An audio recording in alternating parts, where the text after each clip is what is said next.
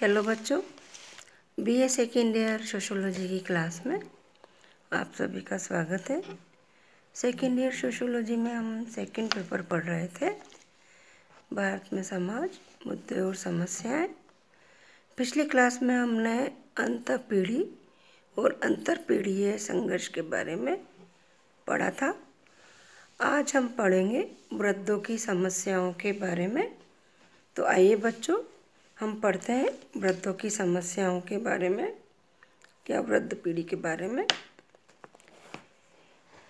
जैसा कि बच्चों आप जानते हैं कि पीढ़ियों के संघर्ष में वृद्धों की पीढ़ी में भी अनेक प्रकार के संघर्ष देखे जा सकते हैं। भारतवर्ष में देखा जाए तो वृद्धों की स्थिति बहुत ही कष्टमय है।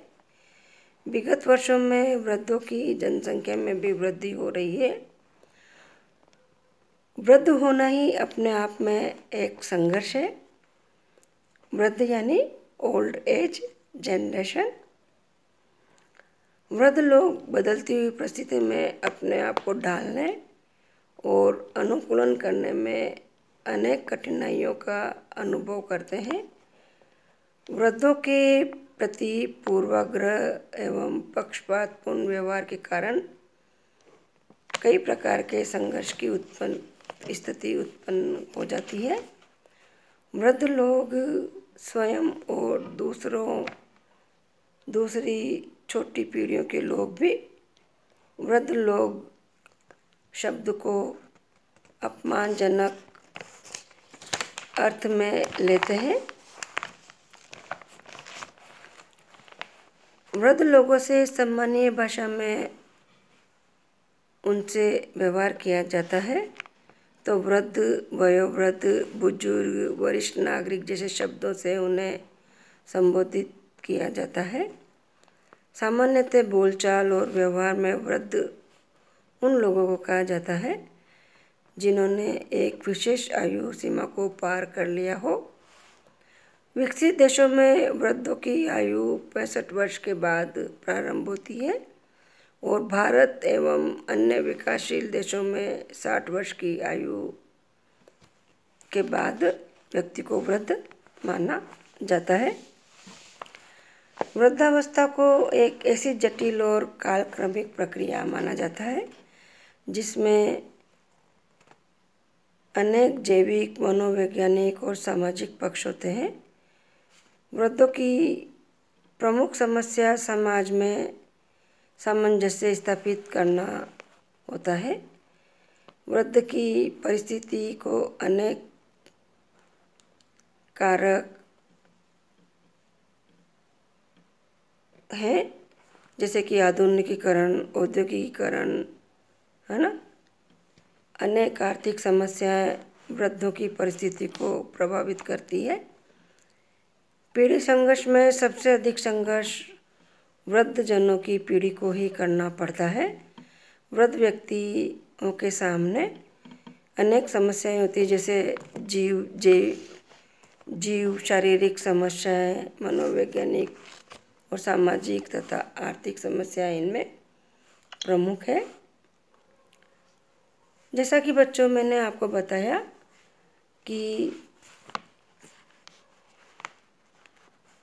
एक विशेष आयु सीमा को पार कर लेने के बाद में व्यक्तियों को वृद्ध कहा जाता है। ये आयु 65 वर्ष और 60 वर्ष होती है। वृद्धावस्था का तात्पर्य जीवन की उस अवस्था से है जिसमें शारीरिक ढांचे एवं कार्य प्रणाली में परिवर्तन आ जाता है। व्यक्ति की शारीरिक एवं मानसिक शक्तियों में कमी पड़ जाती है। शारीरिक और मानसिक शक्तियों का ह्रास हो जाता है। तो इस प्रकार इस उम्र में बुजुर्गों को या वृद्धों को अनेक समस्याएं उत्पन्न होने लगती है। ये समस्याएं मैं आपको बताती हूँ अनेक बिंदु के माध्यम से। पहली समस्या है शारीरिक समस्या। वृद्धों की शारीरिक क्षमता कम हो जाती है, साथ ही अनेक बीमारियां भी उन्हें ग्रसित कर लेती है। इस अवस्था तक जैसे कि मोटापा है, गठिया है, ब्लड प्रेशर है, मधुमेह है, दमा है ना, आदि समस्याएं इस अवस्था तक आते आते व्यक्तियों को घेर लेती है। बुजुर्गों के दुर्घटनाग्रस्त होने की संभावना भी अधिक रहती है। जो लोग धूम्रपान करते हैं उनमें श्वसन, कैंसर, पेट में अल्सर जैसी बीमारियों के भी होने की संभावना अधिक रहती है। दूसरी समस्या है वृद्धों की मानसिक तनाव। आमतौर पर वृद्धावस्था में व्यक्ति रिटायर हो जाते हैं तो नौकरी न होने के कारण भी बुजुर्गों की दूसरों पर निर्भरता होती है। उन्हें अपने ही परिवार में बोझ समझा जाने लगता है। जो बुजुर्ग जीविकोपार्जन के लिए श्रम करते हैं उनकी स्थिति और भी दयनीय होती है। संयुक्त परिवार का विघटन तथा परिवार के लोगों द्वारा तिरस्कार के कारण असुरक्षा, उदासीनता, असंतोष एवं अनेक प्रकार के मानसिक तनाव उत्पन्न हो जाते हैं जो कि बुजुर्गों को परेशान करते हैं। नेक्स्ट है आर्थिक समस्या है। बुजुर्गों की आमदनी का सामान्यतः देखा जाए तो कोई भी नियमित साधन नहीं होता है, जबकि इस अवस्था में बीमारियां एवं शारीरिक असक्तता के कारण धन की अधिक आवश्यकता होती है। ऐसे में बुजुर्ग दूसरों पर पूरी तरह निर्भर हम दूसरों की दया के पात्र बनकर रह जाते हैं, यानी अपने बच्चों की दया के पात्र बनकर रह जाते हैं। आजकल की भीड़ भाड़ वाले जीवन में बच्चों को भी टाइम नहीं होता है अपने बुजुर्गों का ध्यान देने के लिए। इस प्रकार से बुजुर्गों की अनेक आर्थिक समस्याएं भी होती है।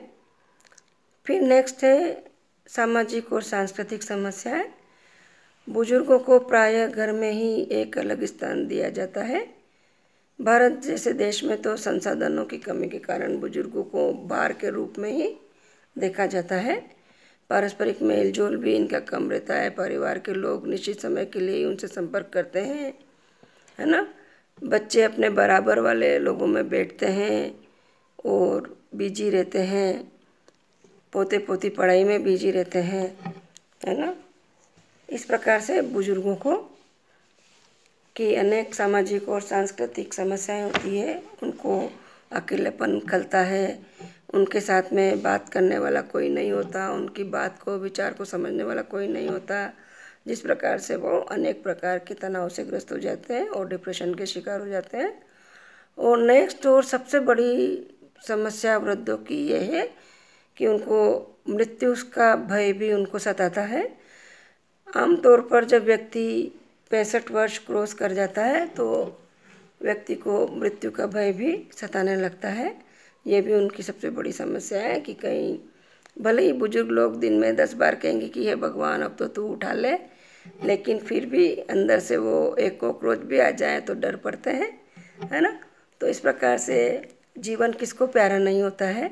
जीवन हर व्यक्ति को प्यारा होता है और मनुष्य जीवन तो अनमोल है। इस प्रकार से बुजुर्गों को मृत्यु का भी भय इनकी एक समस्या होती है ना। तो इस प्रकार से बच्चों, वृद्ध लोगों की अनेक प्रकार की समस्याएं हैं जो मैंने आपको बताई। अब है बुजुर्गों की या वृद्ध लोगों की इन समस्याओं को किस प्रकार से दूर किया जा सकता है। इसको दूर करने के मैं कुछ सुझाव या उपाय आपको बताती हूँ। इसमें से पहला उपाय यह है कि वृद्धों को समाज में सम्मान दिया जाना चाहिए। बच्चों को चाहिए कि वो अपने माता पिता का और बुजुर्गों का सम्मान करें, उनकी भावनाओं का कद्र करें, उनकी देख रेख करें, उनकी बातों को सुने, उनके पास थोड़ा सा टाइम बिताए, है ना। उनके पास बैठें, उनके हालचाल पूछे तो उनको थोड़ा अच्छा लगेगा, है ना। दूसरा है सरकार द्वारा वृद्धों के लिए एक निश्चित मात्रा में पेंशन दी जानी चाहिए।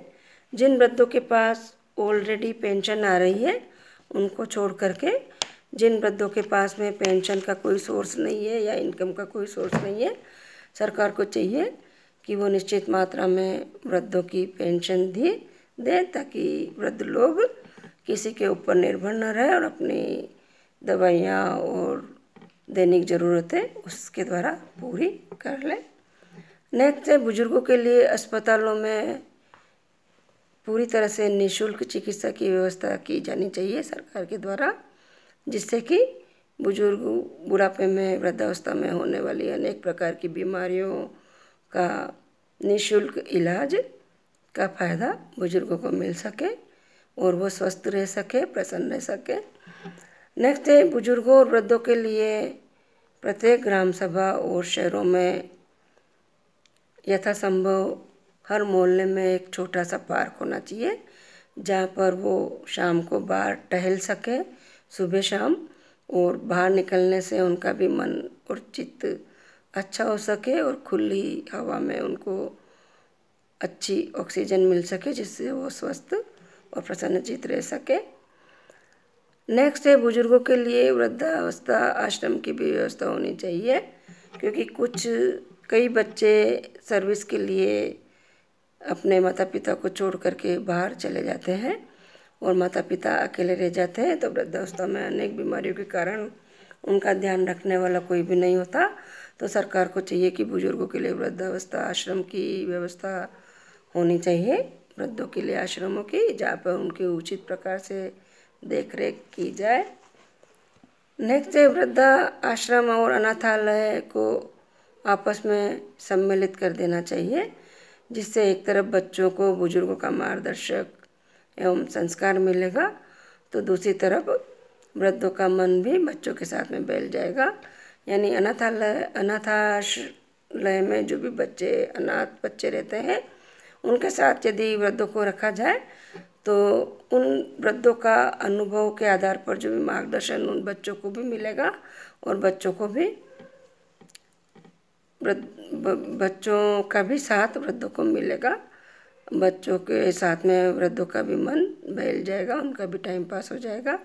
इस प्रकार से यदि इस प्रकार के उपाय किए जाए तो वृद्धों की समस्याओं को दूर किया जा सकता है। तो इस प्रकार से बच्चों, यदि कुछ प्रयास किए जाए तो वृद्धों की इन सभी समस्याओं से छुटकारा मिल सकता है ना। बच्चों को चाहिए कि वो अपने माता पिता और बुजुर्गों का सम्मान करें, उनकी देख रेख करें, है ना। उनको अपने ऊपर बोझ ना समझे, उनको ये सोचना चाहिए कि आज उनकी जो भी स्थिति है वो अपने माता पिता के कारण ही है। माता पिता ने ही उनको पढ़ना लिखना सिखाया है, उनको चलना सिखाया है ना। तो बच्चों को भी चाहिए कि वो भी माता पिता का सम्मान करें। आज जब वृद्धावस्था में वृद्धों को सबसे ज़्यादा ज़रूरत अपने परिवार की, अपने बच्चों की होती है, तो बच्चों को भी उनका साथ देना चाहिए, उनकी बुढ़ापे की लाठी और सहारा बनना चाहिए। अगर बच्चे अपने बुजुर्गों का सम्मान करेंगे, उनकी देख रेख करेंगे, उनको केयर देंगे, तो बुजुर्गों की भी ये समस्याएं बहुत काफ़ी हद तक दूर होंगी, उनको भी अच्छा लगेगा, है ना। आज इतना ही, अगला टॉपिक अगली क्लास में। Thank you.